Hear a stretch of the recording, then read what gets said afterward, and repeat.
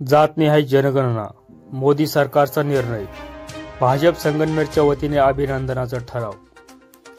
Bharatiya Janata party Sangamner कार्यालयात शुक्रवार दिनांक 2 मे रोजी शहराध्यक्ष सौ पायल आशिष ताजने यांच्या अध्यक्षतेखाली पक्ष संघटनेची पहिलीच आढावा बैठक पार पडली।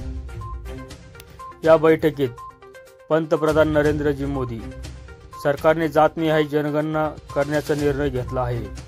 या निर्णयाचे भाजप संगमनेरच्या वतीने स्वागत करण्यात आले व अभिनंदनाचा ठराव मांडण्यात आला। दीपक भगत सूचक तर भारत गवळी यांनी अनुमोदन दिले। शहराध्यक्ष सौ पायल आशिष ताजने यांच्या अध्यक्षतेखाली ही पहिलीच आढावा बैठक पक्ष कार्यालयात पार पडली। जातनिहाय जनगणना करण्याच्या निर्णयाचे व्यापक स्वागत करून पंतप्रधान नरेंद्र मोदी आणि केंद्र सरकारचे जाहीर आभार मानण्यात आले। केंद्र सरकारच्या जातनिहाय जनगणना करण्याच्या लोककल्याणकारी निर्णयाचे भाजपच्या वतीने स्वागत करण्यात आले व तसेच मोदी सरकारला धन्यवाद देण्यात आले। धन्यवाद मोदीजी अशा घोषणा देण्यात आल्या। डॉक्टर श्यामाप्रसाद मुखर्जी व पंडित दीनदयाल उपाध्याय यांनी अंत्योदय कल्याणाचा नारा देऊन समाजातील प्रत्येक जाती धर्मातील शेवटच्या सामान्य माणसापर्यंत लाभ कसा पोहोचेल यासाठी प्रयत्न करण्याचा एकात्म मानववादाचा संदेश आपल्या कार्यकर्त्यांना दिला होता। त्याप्रमाणे केंद्रातील नरेंद्र मोदी सरकारने जातनिहाय जनगणना करण्याची घोषणा करून अंत्योदय उद्धाराचा पाया रचला आहे, असे मत ज्येष्ठ नेते राजेंद्र देशमुख यांनी मांडले। देशहितासाठी सर्वोच्च असलेल्या अनेक ऐतिहासिक निर्णय घेणारे मोदी सरकार आज पुन्हा एकदा आपल्या जातनिहाय जनगणनेच्या लोककल्याणकारी निर्णयाने देशवासियांच्या कौतुकास पात्र ठरले, अशी भावना शहराध्यक्ष सौ पायल ताजने यांनी केली। येणाऱ्या काळात गुलेवाडी गट व शहरातून मोठ्या संख्येने भाजप पक्ष प्रवेश जलसंपदा मंत्री तथा जिल्ह्याचे पालकमंत्री नामदार राधाकृष्ण विखे पाटील यांच्या उपस्थित होणार असल्याचे सुतोवाच त्यांनी केले आहे। संगमनेर शहर व तालुक्यातील भारतीय जनता पक्षाच्या पदाधिकारी व कार्यकर्त्यांनी दिलेल्या घोषणांनी परिसर दुमदुमला। मोदी सरकार तुम आगे बढ़ो, हम तुम्हारे साथ है, धन्यवाद मोदीजी अशा घोषणांनी परिसर दणानून सोडला।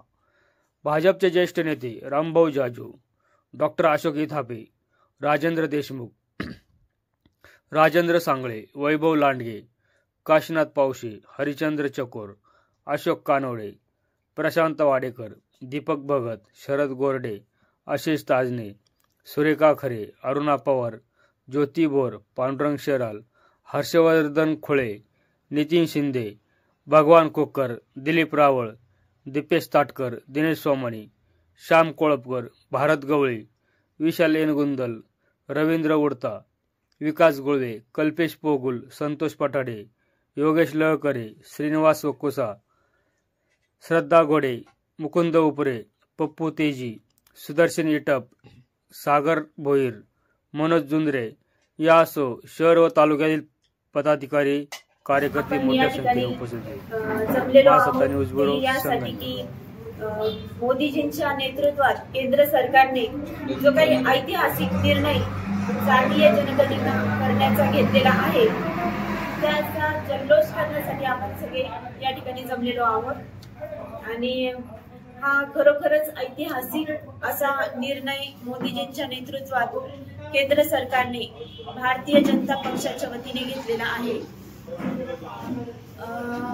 या निर्णयाने समाजात एक सामाजिक समरसतेचं एक उदाहरण आणि जे काही तळागाळातले लोक आहेत की ज्यांच्यापर्यंत आजपर्यंत कोणत्याही कल्याणकारी योजना पोहोचलेल्या नाहीयेत अशांपर्यंत त्यातून काही त्यांच्या कल्याणार्थ योजना राबवून त्यांना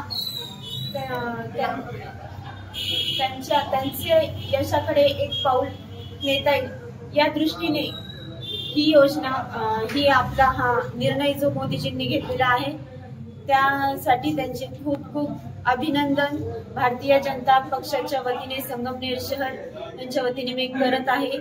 यामार्फत अंत्योदयाचे ध्येय हे नक्कीच पूर्ण होणार आहे। जय हिंद, जय महाराष्ट्र। धन्यवाद मोदीजी। पंतप्रधान माननीय नरेंद्रभाई मोदीजी यांनी नुकताच जातनिहाय जनगणना करण्याचा जो निर्णय घेतला त्यांच्या सरकारने, त्याबद्दल माननीय मोदीजी व त्यांचे सर्व सहकारी त्यांचे मी मनपूर्वक अभिनंदन करतो, धन्यवाद देतो। खरं तर जातनिहाय जनगणना अत्यंत महत्वाची होती। यापूर्वीच्या काँग्रेसच्या सरकारने ही जातनिहाय जनगणना केली, परंतु तिचा काही उपयोग केला नाही। जातनिहाय जनगणना करताना जो डॉक्टर श्यामाप्रसाद मुखर्जी असतील, पंडित दीनदयाल उपाध्याय असतील, यांच्या कल्पनेतला एकात्म, मानवतावाद आणि अंत्योदय ही जी संकल्पना आहे, ही राबवण्याचा सगळ्यात मोठा पाया या जातनिहाय जनगणनेतून रचला जाणार आहे। यातून गोरगरीब वंचित घटकांना न्याय मिळणार आहे, त्यांची खरी आकडेवारी समोर येईल।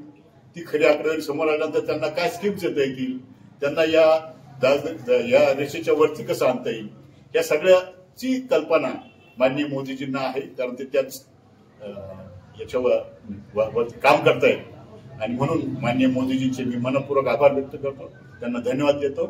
त्यांचं काम असंच चालू राहू, त्यांना असंच सातत्याने यश येत राहू अशी मी शुभेच्छा व्यक्त करतो आणि थांबतो। जय हिंद, जय महाराष्ट्र।